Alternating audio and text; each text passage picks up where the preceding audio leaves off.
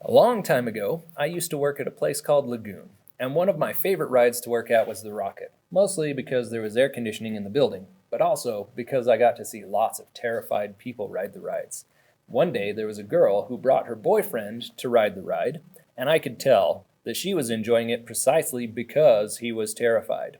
Now, they sat in the two seats that are by themselves on the side, and they got everything strapped in, pulled down, and checked and ready for the ride. Now, my job was to go and check the seats, and there's a light up to the side of the seat that tells me whether or not the computer has registered the seat as being locked. It's convenient if it does, because then we don't have to override, but it's okay if it doesn't.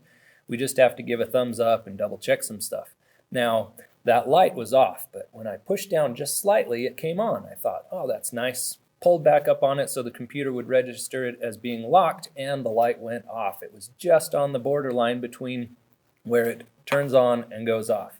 So I thought to myself, come on, lock.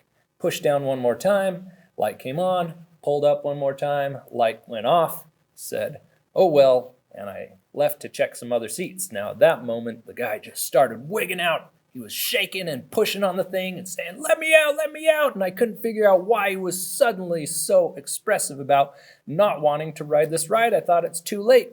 I stopped and thought to myself for a second, why would he be freaking out so much? And that's when I realized that I hadn't said those things to myself in my mind, but they had actually come out of my mouth. So let's replay the scenario one more time.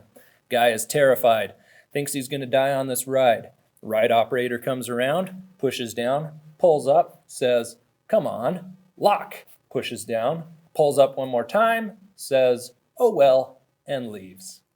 Now, I probably should have stopped and comforted him and told him that there's no way that the seat's going to come out, but I was laughing so hard that I couldn't, so I just left.